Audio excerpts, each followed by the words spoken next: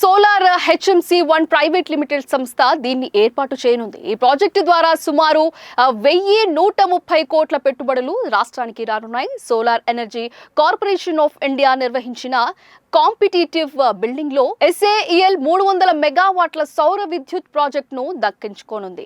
రాష్ట్రంలో ప్రాజెక్టు ఏర్పాటు చేయనుండడంతో ఆ సంస్థలో డిస్కంలు విద్యుత్ కొనుగోలు ఒప్పందాన్ని కుదుర్చుకోవాల్సిన అవసరం లేదు. విద్యుత్ ఎక్స్పోర్ట్ పాలసీ నిబంధనలు వర్తిస్తాయి.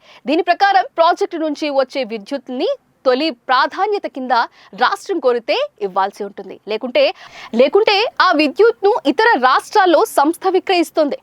SLA సుమారు 6.5 మెగావాట్ల కంటే ఎక్కువగా ఇండిపెండెంట్ విద్యుత్ ఉత్పత్తి ప్రాజెక్టులను నిర్వహిస్తోంది. అధునాత టినెల్ ఆక్సైడ్ పాసివేటెడ్ కాంటాక్ట్ సాంకేతికతను వినియోగించి 3.5 గిగావాట్లు సామర్థ్యం ఉన్న సౌర మాడ్యూల్ తయారీ యూనిట్లు నిర్వహిస్తోంది.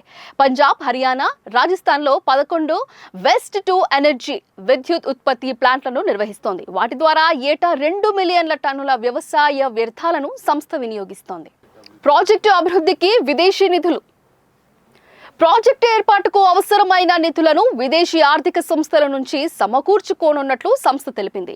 Asia infrastructure investment bank, new development bank, Societe Generale గ్రూప్లు ఒక్కొక్కటి $44 మిలియన్ చొప్పున అందిస్తాయని సేకీకి దాఖలు చేసిన బిల్డింగ్ ప్రతిపాదనలో తెలిపింది. ఈ మొత్తాన్ని ప్రాజెక్టు అమలు, అభివృద్ధి, నిర్వహణకు సంస్థ ఉపయోగించుకోనుంది. విద్యుత్ ఎక్స్పోర్ట్ పాలసీ కింద 16,000 మెగావాట్ల సౌర విద్యుత్ ప్రాజెక్టులను ఏర్పాటు చేయాలని ప్రభుత్వం లక్ష్యంగా నిర్దేశించింది.